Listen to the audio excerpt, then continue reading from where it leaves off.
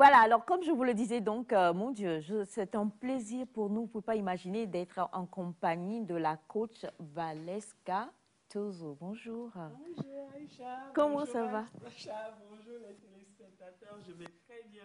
Et toi-même? Ça va. Super, merci Karine. Ouais, je vais bien. Ça va bien? Oui, oui, oui. Bonjour mesdames, ça va bien? Bien, merci. Alors, coach, ça fait un moment qu'on ne vous a pas vu, on a envie de savoir comment vous allez. Je vais super bien. Ça se voit, non? Ça se voit magnifiquement. Hein?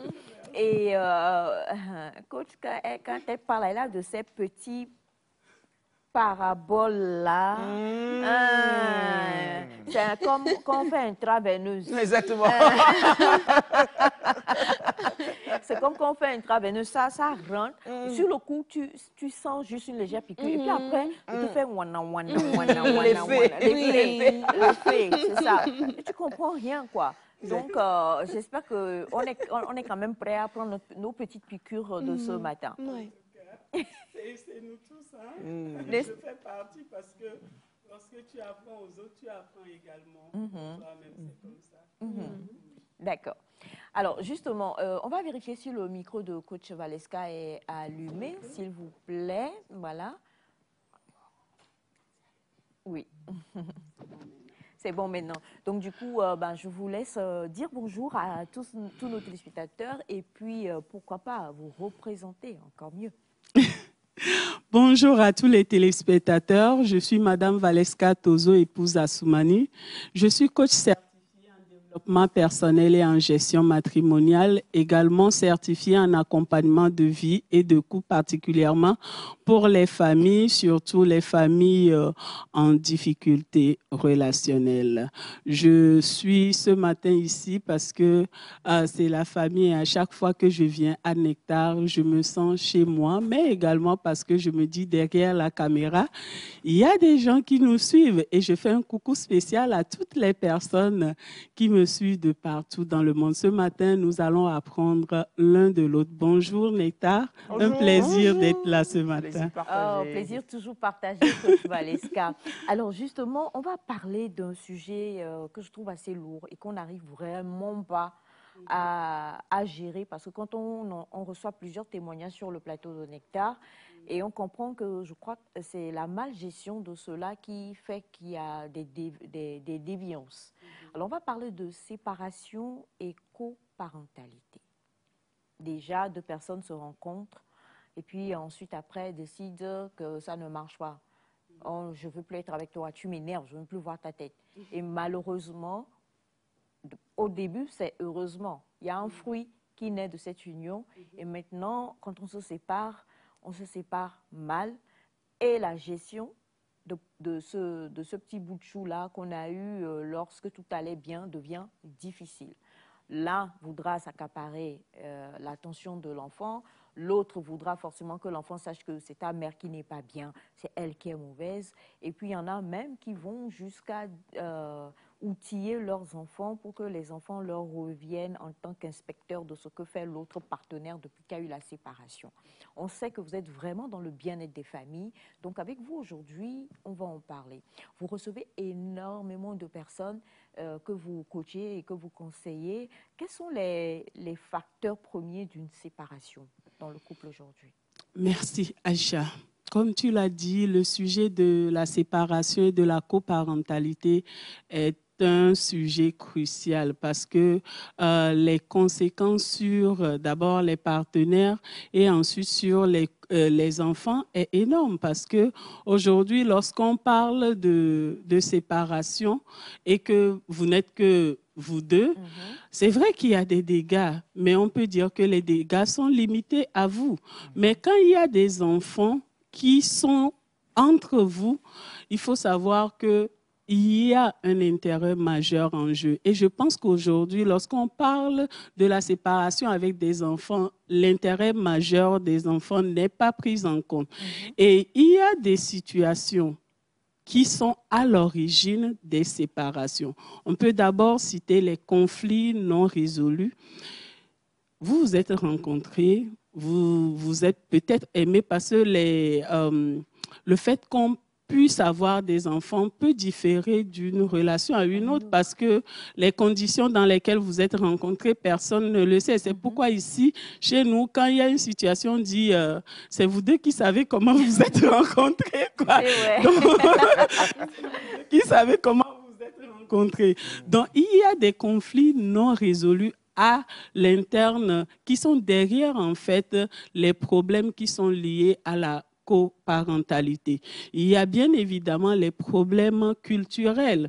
Aujourd'hui, l'autre est du nord, l'autre est du sud, ou encore l'autre ne comprend pas trop bien la culture de l'autre, ou l'autre n'a pas la même éducation en fait que son partenaire. Ça peut être à l'origine en fait des situations de coparentalité et tout. Il y a également de base, la personne elle-même. Tu l'as dit tout à l'heure, quand tu viens, c'est des slogans qui sortent.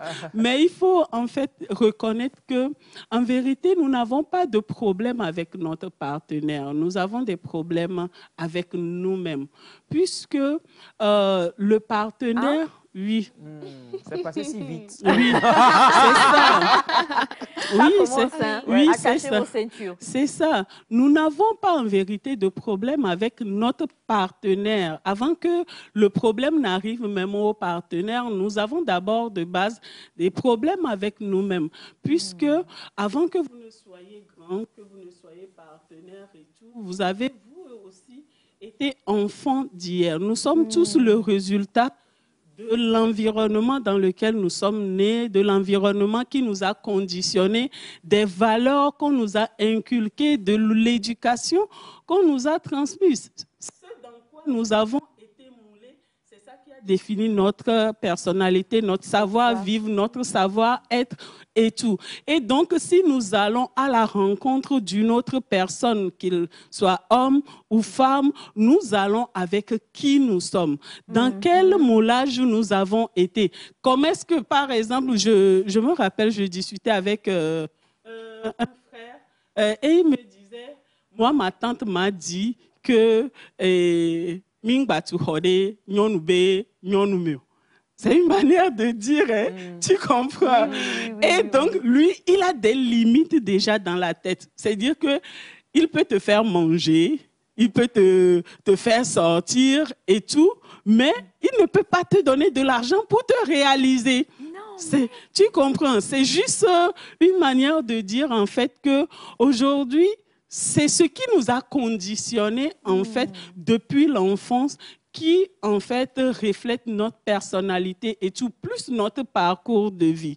Il y a ça. De deux, il y a également aujourd'hui des adultes qui, comme je l'ai dit encore enfant hier, ont vécu dans un environnement pas favorable. L'enfant, par exemple, qu'il était peut-être a vécu dans un environnement où les parents eux-mêmes étaient en situation conflictuelle. Il a connu que cet environnement-là, peut-être qu'il a grandi dans un environnement où même papa étant présent n'a pas toujours évidemment le temps de discuter avec lui. Quand papa vient, c'est gronder du matin jusqu'au soir.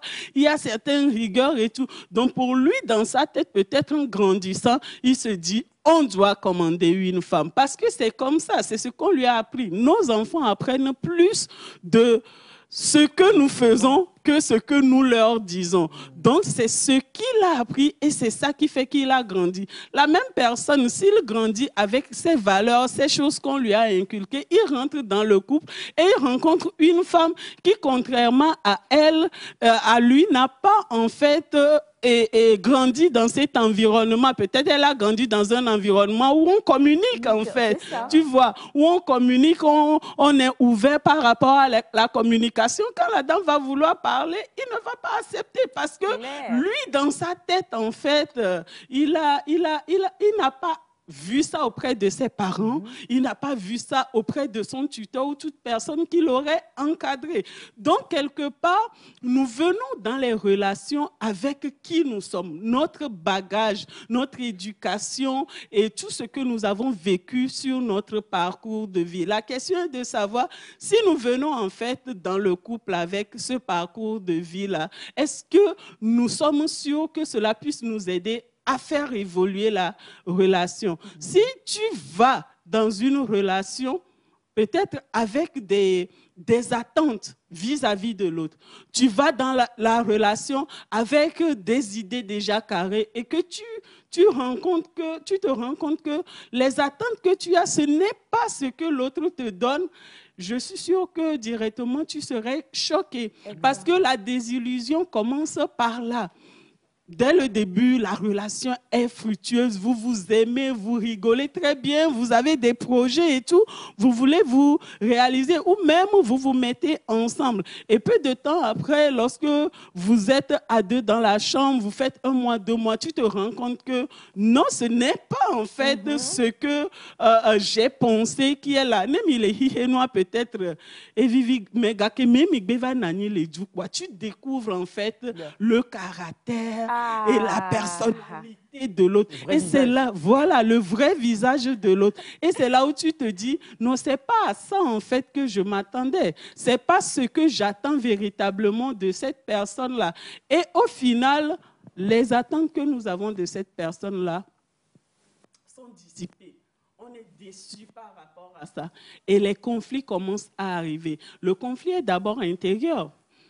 Parce que avant même que vous ne commencez par vous discuter, par parler et tout, tu te dis que ce n'est pas ça en fait que j'attends de l'autre. Qui t'a dit que c'est ce qu'elle attend de toi? Bonne question. Very true. C'est vrai qu'on ne se la pose pas cette question. Oui, en fait. Pourquoi en fait tu ne t'es pas dit, est-ce que ce qu'elle attend, l'homme elle attend que je sois, c'est ce que je suis véritablement? Parce que si nous nous posons cette question, je pense que chacun se mettrait à travailler d'abord sur lui. Parce que de base, ce qui fait la stabilité d'une relation, c'est la préparation, c'est la reconstruction qu'on a de soi-même, c'est changer certains paradigmes pour pouvoir rentrer mieux dans le mariage et pouvoir partager le bonheur. Parce que je ne vais pas dire donner le bonheur, mais partager ce bonheur-là. On ne donne que ce que l'on a. Si à l'intérieur de toi, tu n'as que des blessures, si à l'intérieur de toi, tu n'as que des contre-vérités, en fait, tu n'iras que rembourrer en fait l'amertume et tout ce que tu as à l'intérieur de toi à cette femme-là ou à cet homme-là, voire même à ces enfants-là, parce que tu feras une transmission de valeurs et de paradigmes quelque part. Est-ce qu'on s'est posé en fait la question si nous sommes véritablement la personne que nous devons être pour l'autre? Et c'est vraiment dommage de le voir parce que le conflit, comme je l'ai dit, commence par là.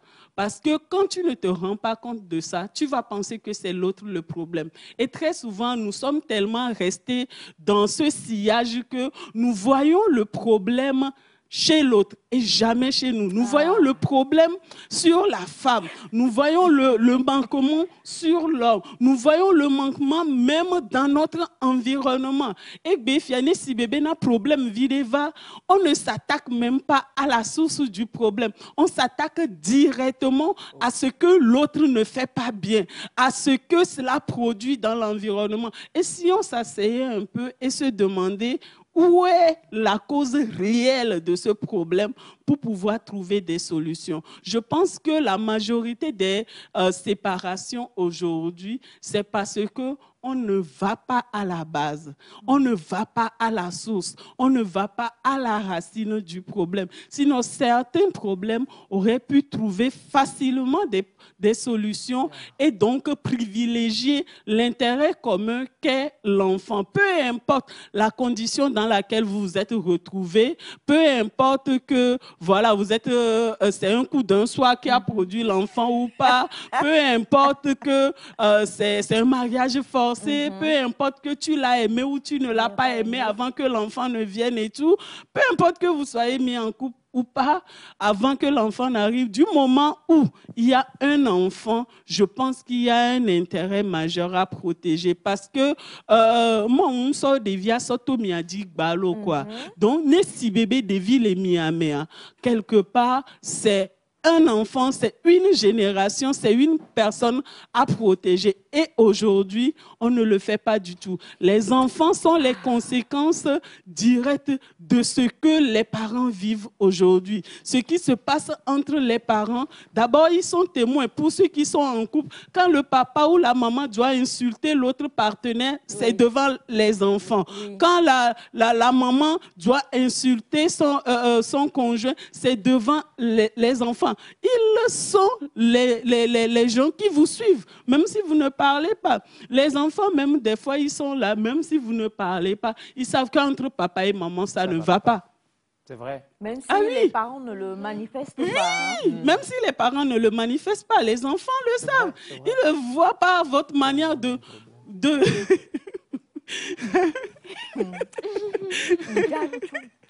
Non, sérieux.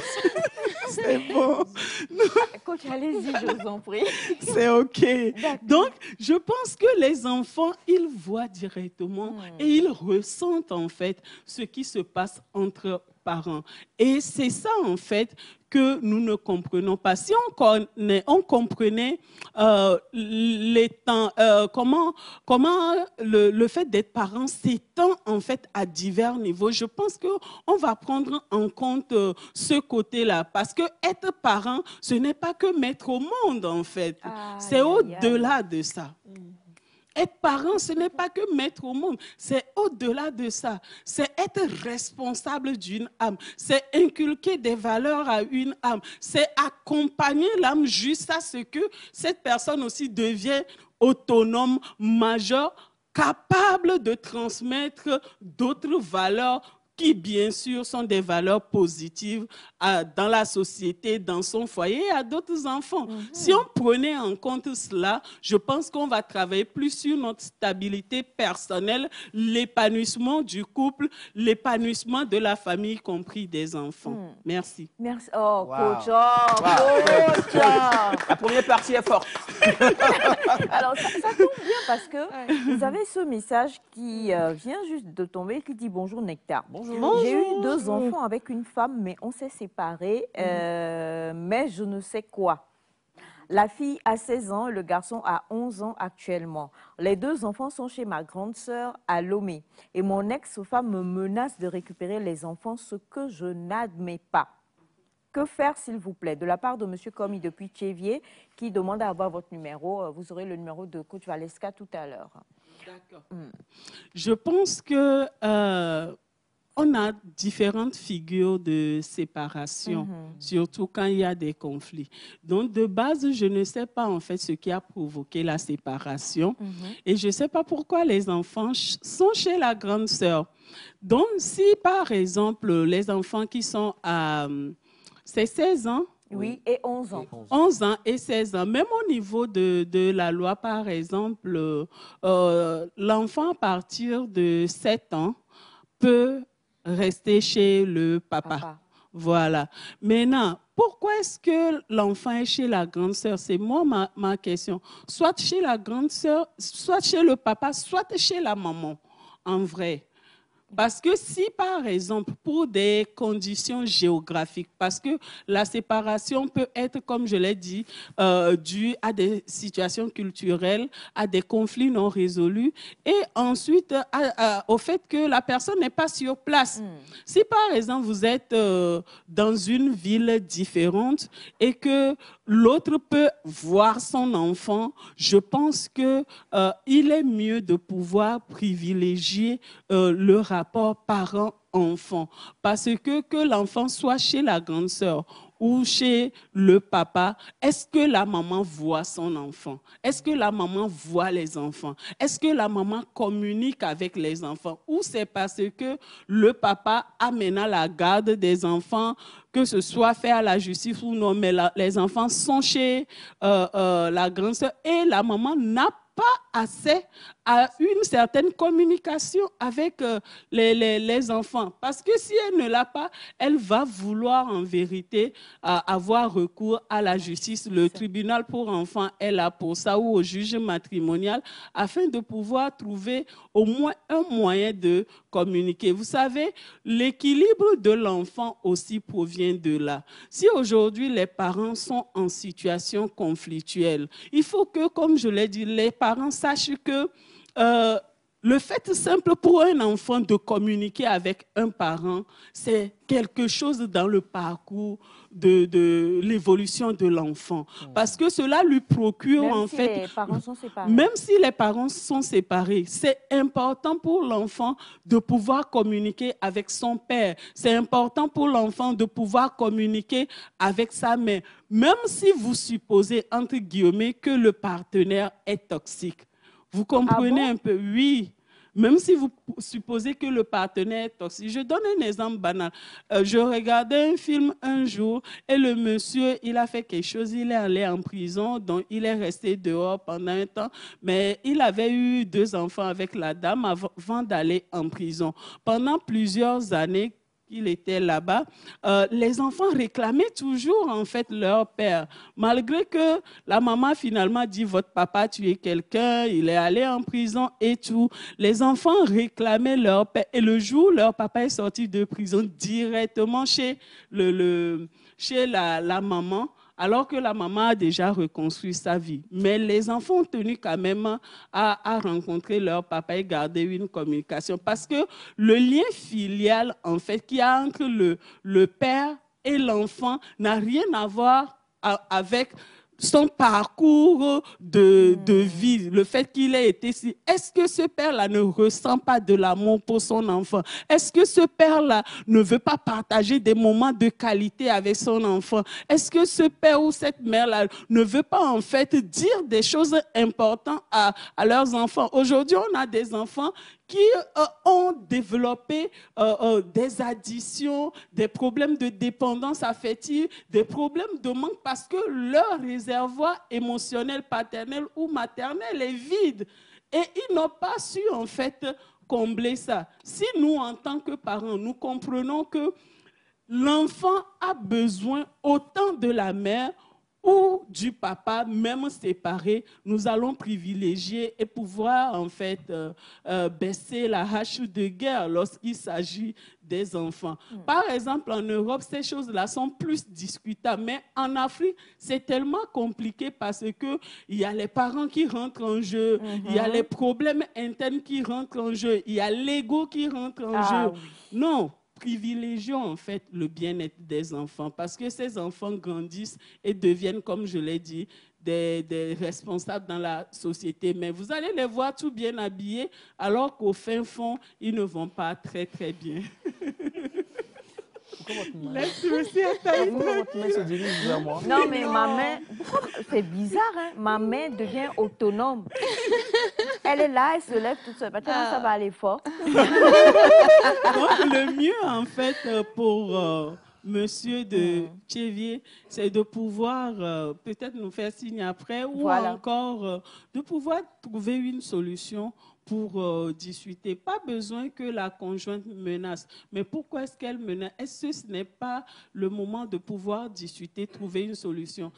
Qu'elle ait été infidèle ou pas, qu'elle ait commis des choses qui ne t'ont pas plu dans le foyer, parce que les raisons sont diverses en fait.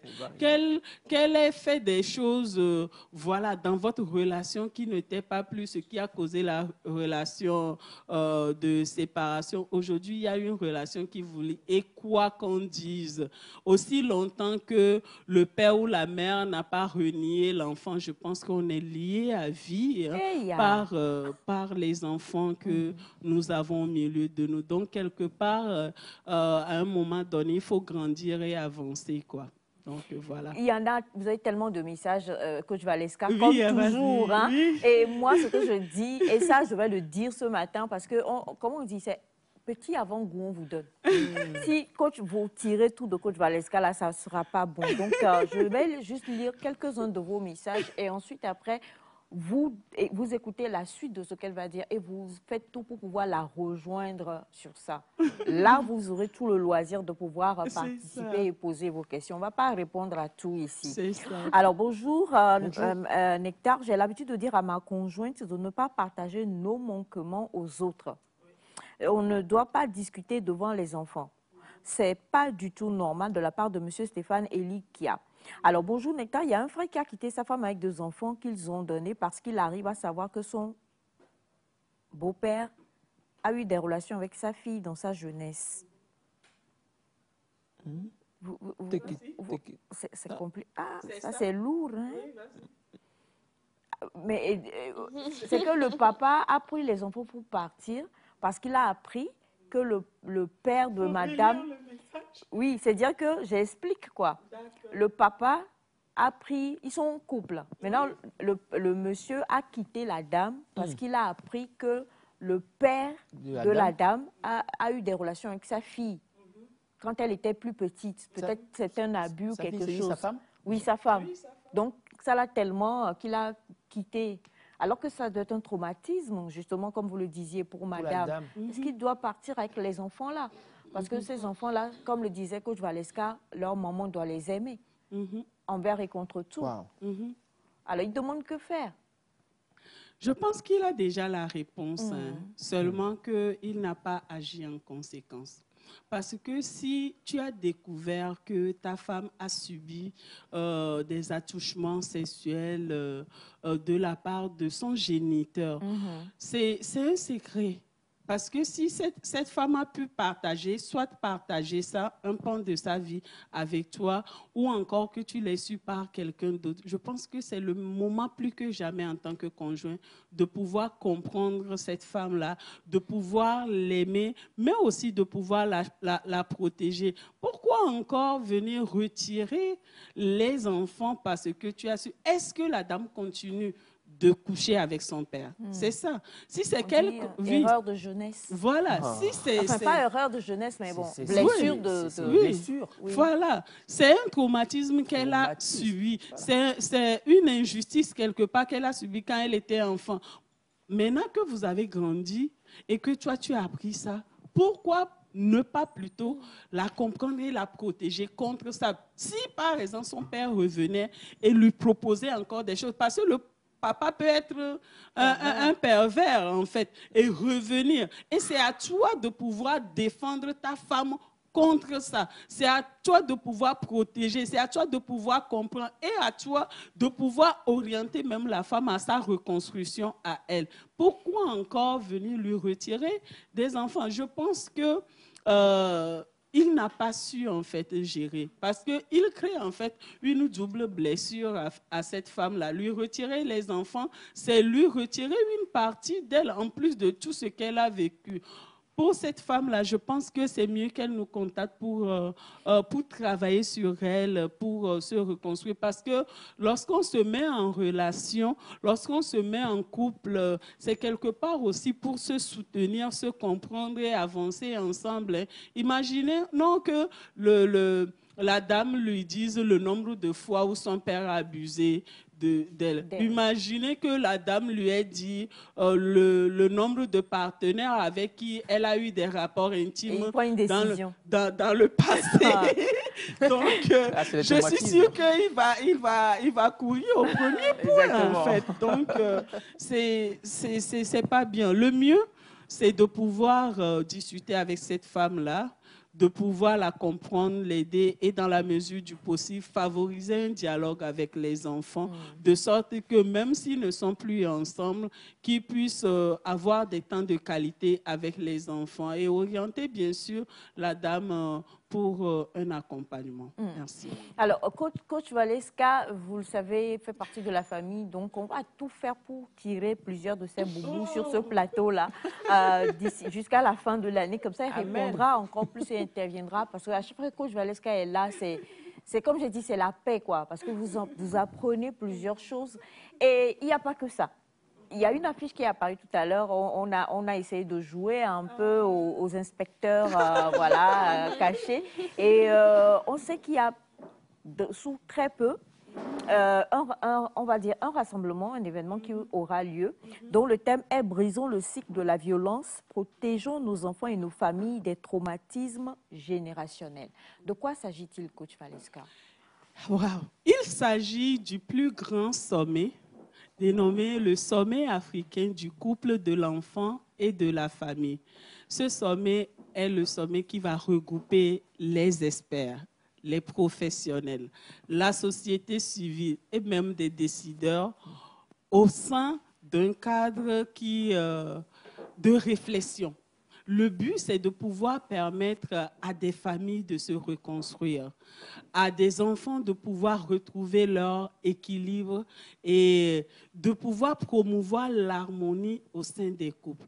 Le sommet africain du couple, de l'enfant et de la famille, pour cette première édition, a pour thème « Brisons le cycle de la violence, protégeons nos enfants et nos familles des traumatismes générationnels ». Comme je l'ai dit, nous sommes tous quelque part la déduction, oui, la déduction de notre enfance et l'environnement, les valeurs, la culture dans laquelle nous avons été moulés. Et aujourd'hui, triste est de constater que lorsqu'on prend 10 couples, il y a 9,5 qui sont des blessés, en fait. Triste est de constater que le foyer qui devrait être un endroit où doit résider la paix, l'harmonie, la bonne communication, on se retrouve à pouvoir avoir des problèmes. Combien de foyers aujourd'hui souffrent dans des situations difficiles? Autant les femmes se plaignent de ce que le couple, ça ne va pas, elles supportent. Et c'est vrai. Lorsque tu vas sur nos tables dans les cabinets, nous avons tellement de dossiers, tellement de situations que quand tu écoutes à un moment, tu te demandes est-ce que le foyer véritablement est un endroit d'épanouissement ou un endroit d'abattoir, un abattoir complètement. Et les hommes qui se prononcent rarement vivent également des cas. Parce que autant les hommes subissent des violences dans le couple, autant les femmes subissent des violences dans le couple. Donc, il y a tellement de situations aujourd'hui qu'il est temps, en fait, qu'on puisse réfléchir sur la question. Et le pire, lorsque la séparation arrive et qu'il y a des enfants au milieu de cette séparation-là, tu l'as dit dès le début, les enfants sont ballottés et ils sont tiraillés entre les deux parents. Aujourd'hui, au lieu que l'enfant puisse profiter de la sagesse ou de l'amour de chacun des parents, même séparés, on voit que chaque parent veut prendre son fils comme son point de choc pour pouvoir... Chacun considère son enfant comme le talon d'Achille de l'autre. Et on le manipule. On manipule carrément les enfants. Et les enfants sont tiraillés entre ces parents-là. Et ils sont des témoins. Et ce n'est pas le but, en fait, pour l'enfant de pouvoir venir régler des problèmes d'adultes. Si les adultes eux-mêmes... J'ai bien aimé ça. C'est pas le rôle de l'enfant. C'est pas le rôle de l'enfant. L'enfant veut tout simplement... L'enfant même d'abord psychologiquement est surpris parce que c'est vous qui l'avez mis au monde, mais il se rend compte qu'il grandit en découvrant que ce ne sont pas des personnes unies du tout. Ce ne sont pas des personnes... que vous soyez déjà en couple ou séparés, il trouve que psychologiquement, donc l'enfant vient se rendre compte que ici, là où je suis arrivé, ce n'est pas un terrain lisse du tout. Et ils sont témoins de ça. Vous pensez que les enfants témoins de ça, vous ne leur transmettez pas ce que vous vivez, vous leur transmettez directement. Les parents ont dommé, les wanois les vivre, les vivre. Moi, je connais des filles qui ont été plusieurs fois du côté de leur papa. Oui, j'en ai vu. Parce qu'ils supposent que peut-être le comportement de maman n'est pas ce qu'il devrait. Il y a des hommes également. De la même manière, il y a des garçons ou des filles qui sont du côté de leur maman parce que dans le couple, ils supposent que la maman subi de l'injustice. Et BA, c'est un problème, je pense, qui devrait en fait s'arrêter parce que des violets commis, nous grandissons, mais les enfants grandissent. Nous, Kémi, les Dibé, des Kébé, des Vionovanissons. Qu'est-ce que nous voulons que ces enfants, en fait, transmettent à leur tour? Le cycle doit être brisé. Oui. Trop de familles en souffrance, trop de problèmes conjugaux, trop d'enfants, en fait, qui ne grandissent pas dans l'environnement familial qu'il faut. Et je pense qu'il est temps de mettre terme à cette violence-là. Le sommet africain du couple, de l'enfant et de la famille va réfléchir sur ces problématiques-là, ressortir et pouvoir en fait trouver des solutions. Et c'est un sommet riche dans la mesure où il y a plusieurs experts. Nous avons d'abord le ministère de la promotion de la femme qui va donner le ton pour pouvoir annoncer les couleurs de l'événement et lancer les activités. Nous aurons le ministère de la Justice, en l'occurrence le juge pour enfants qui est délégué pour une communication, les impacts des violences psychologiques sur les enfants, surtout dans le cadre des conflits parentaux. Ça sera un débat ouvert pour le public parce que pour les participants, mais si bébé n'a aucun problème, kudo srongo, allo viobé non, allo et viobé toi, y au disa les familles à kaka, tu n'as pas trouvé de solution. Peut-être même que tes dossiers traînent au tribunal pour enfants chez le juge matrimonial. Viens poser des questions. Voilà. Peut-être que lors de la communication, tu vas pouvoir comprendre certaines choses et après la communication, tu poses des questions pour pouvoir avoir des réponses. À part le ministère de la Communication, il y a un premier panel. Le premier panel qui est composé d'experts bien aiguisés pour cette thématique, le rôle des parents et des communautés dans la protection des enfants et la gestion des conflits lors de tout ce qui entraîne les scissions dans les familles. C'est un panel qui sera composé d'un maire. Il y aura un maire, parce que c'est eux qui célèbrent les mariages. C'est eux qui délivrent les certificats. Oui, les certificats, l'acte de naissance des enfants. Aujourd'hui, il y a des papas même qui ont mis le ballon et qui ont refusé la paternité, mais l'enfant leur ressemble comme pas possible. Ils ont mis le ballon. Je te dis, ils ont mis le ballon. Et après, l'enfant, il faut voir la voix validée. Je te dis. Et ils refusent. Bon, l'enfant grandit, on découvre que l'enfant est de telle personne, on doit retourner l'enfant dans telle personne. Tout le tralala, là, vous savez le traumatisme que cela crée chez l'enfant. Et il y a tellement de choses. Dans ce panel-là, il y a le maire, il y a un chef traditionnel, quelqu'un qui connaît en fait les réalités de nos traditions. Mais si bébé n'a pas de soins, de qu'est-ce et dès qu'on nous toque, les problèmes vont régler. Il y aura un pasteur, un prêtre et bien d'autres qui seront dans ce panel. Faut pas tout dévoiler. Donc, il y a un second panel avec un psychologue et des coachs et des experts de l'accompagnement et tout. Et il y a des ateliers constructifs, des ateliers sur la gestion des conflits, les ateliers sur le dialogue parents-enfants, les ateliers sur la gestion vie privée, vie professionnelle. Bref, c'est une journée tellement remplie que il est important que ce soit des personnes qui se sentent véritablement concernées. Excusez-moi, ce sommet n'est pas pour tout le monde. C'est ça. Ce n'est même pas pour les enfants parce que nous allons discuter de problèmes d'adultes. La dernière fois, j'étais en train de travailler avec mon graphite et je lui dis il faut que tu participes à ce sommet. Il dit, madame, je vais participer, mais toi, tes sujets sont trop sérieux. Tes sujets sont trop sérieux. Moi, j'ai besoin d'être dans un concert de Ghettoville. À chaque fois que je suis ici, là, je suis obligée d'être sérieux. Des fois, j'ai envie de me distraire. Et je lui dis, tu vois, justement, c'est là où se trouve le problème. il n'y a rien cela n'a rien à voir de se détendre, de jouer les musiques et tout.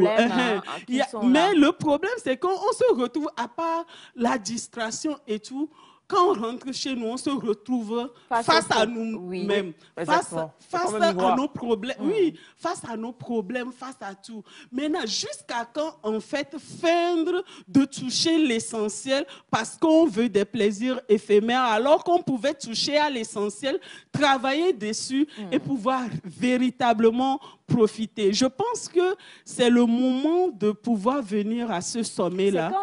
C'est quand le jour J? C'est le 9 novembre prochain, dans 2 semaines exactement. Okay. C'est le 9 novembre à partir de 8h30, l'arrivée et l'installation des invités. À 9h, ça commence. Il y a des invités qui nous viennent du Gabon, de la Côte d'Ivoire, du Bénin et du Congo. Et bien sûr, les participants qui s'inscriveront et qui vont payer leur droit de participation pour ce sommet-là. Alors, pour le sommet, quel serait le numéro? Et beaucoup demandent le numéro de la coach. Est-ce que ce sont 2 numéros différents?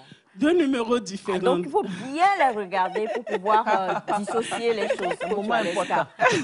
2 numéros différents, mais c'est mieux d'appeler tout simplement le 92 39 35 63 pour poser des questions, pour prendre rendez-vous ou pour des renseignements sur le sommet. Vous aurez tout le programme détaillé. Si c'est pour prendre rendez-vous avec moi, vous écrivez au même numéro, vous prenez rendez-vous, il n'y a pas de souci. Est-ce qu'on peut redonner le numéro, s'il vous plaît? 92 39 35 63. 92 39 35 63. En tout cas, je vous donne rendez-vous au sommet parce qu'il n'y aura pas uniquement la coach Valeska. Il y a beaucoup d'experts qui seront là. Et nous, on espère de tout cœur. Et on est sûr même qu'on va retrouver la coach Valeska sur ce plateau-là. Ah, mais ça, c'est sûr. Pour pouvoir encore mieux parler du sommet. Et on va vous laisser aller avec les appels qui vont arriver pour les questions. D'accord, il n'y a pas de souci. Et garder nous-mêmes les autres questions pour voir. Ça va nous servir d'hameçon. Il n'y a pas de souci. Pour vous attirer.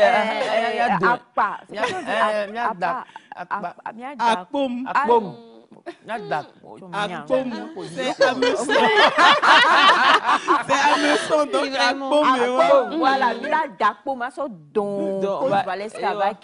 alors, on a parlé ce matin de séparation et de coparentalité. Je peux vous garantir que nous en avons encore, comme toujours, pris énormément plaisir parce que la coach Valeska était là et nous a édifiés. N'oubliez pas, le sommet, c'est le 9 novembre prochain.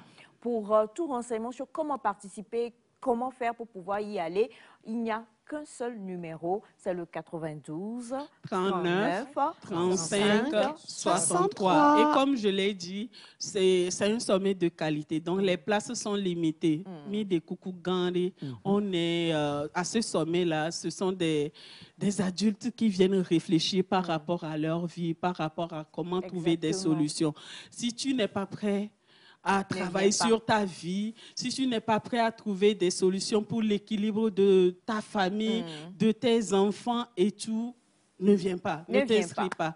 Donc, c'est ça. C'est sur le 92 39 35 63. Merci beaucoup, coach Valeska. On vous envoie plein de bisous comme ça. Et on vous retrouve très vite. Quelqu'un a dit demain. Peut-être que demain ne sera pas libre. Si elle est libre demain, croyez en nous. Aïe. Et bien, c'est là. Je suis là.